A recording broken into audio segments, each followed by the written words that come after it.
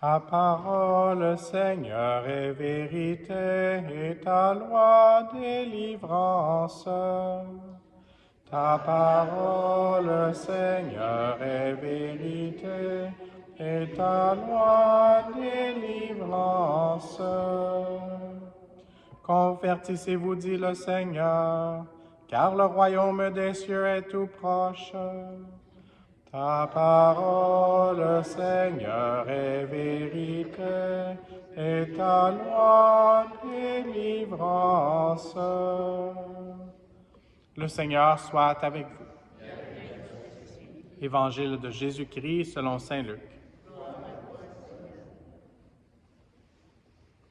En ce temps-là, Jésus disait à ses disciples, « Il faut que le Fils de l'homme souffre beaucoup, qu'il soit rejeté par les anciens, les grands prêtres et les scribes, qu'il soit tué, et que le troisième jour, il ressuscite. » Il leur disait à tous, « Celui qui veut marcher à ma suite, qu'il renonce à lui-même, qu'il prenne sa croix chaque jour et qu'il me suive. Car celui qui veut sauver sa vie la perdra, mais celui qui perdra sa vie à cause de moi la sauvera.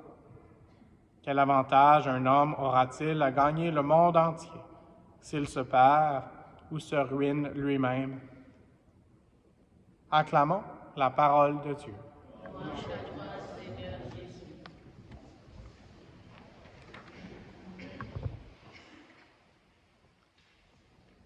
En lisant la première lecture aujourd'hui avec ces paroles « Choisis donc la vie », ou un peu plus tôt dans la lecture, « Vois, je mets aujourd'hui devant toi ou bien la vie et le bonheur, ou bien la mort et le malheur. » Et un autre passage où il parlait encore de choisir la vie ou la mort.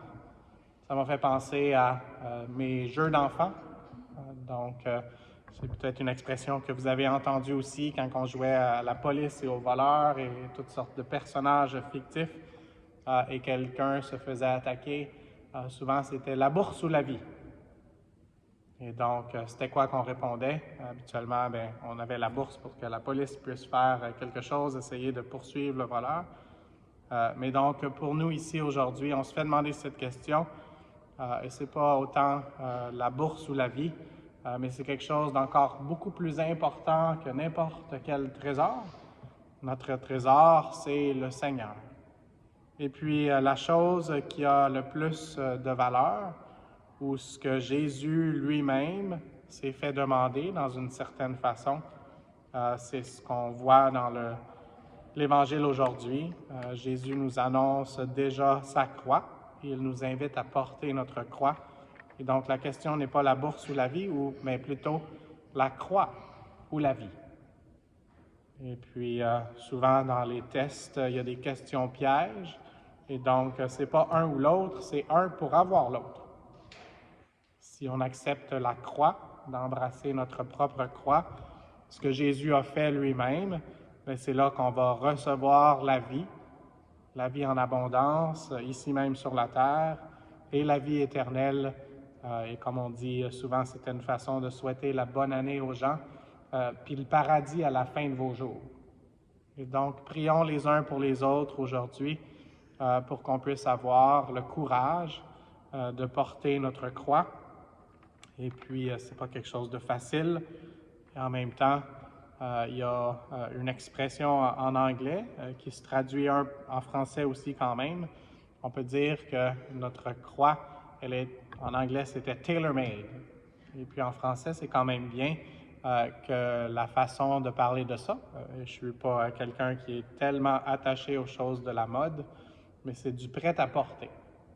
Et donc, est-ce qu'on est prêt à porter notre croix? Ce qu'on chante dans l'hymne national en français, « Il sait porter la croix ». Est-ce qu'on peut vraiment répondre oui? Est-ce qu'on sait porter la croix? Et malheureusement, même si je suis un compagnon de la croix, je dois dire que parfois, je suis plus réticent que ce que je devrais. Donc, je dois demander pardon au Seigneur pour les fois où je n'ai pas voulu renoncer à moi-même et prendre ma croix.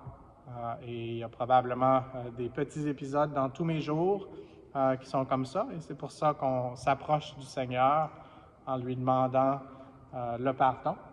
Dans son amour infini, sa miséricorde, il veut nous aider à reprendre notre croix. Et pour les fois où on s'est sauvé du mont Golgotha, de retourner, d'être au pied de la croix. Et une des personnes qui était au pied de la croix du Seigneur, qui est aussi au pied de notre croix aussi, de tous les jours, c'est la Sainte Vierge. Donc, elle peut nous aider à retourner à la croix pour pouvoir être pardonnés, puis pour pouvoir avoir le courage de la porter. Et puis, même si on n'est pas prêt à porter, elle est prête à nous aider pour pouvoir la porter.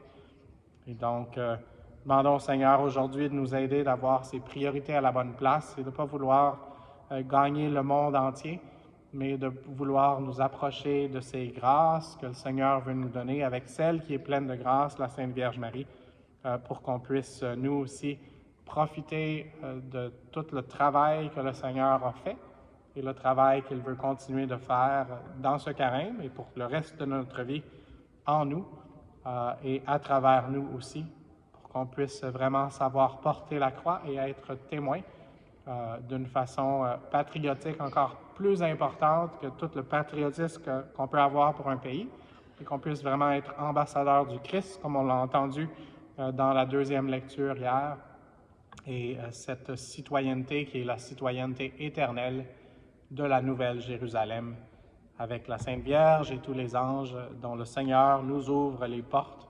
Alors ouvrons notre cœur pour le recevoir et dire oui à porter cette croix et ainsi recevoir la vie en abondance.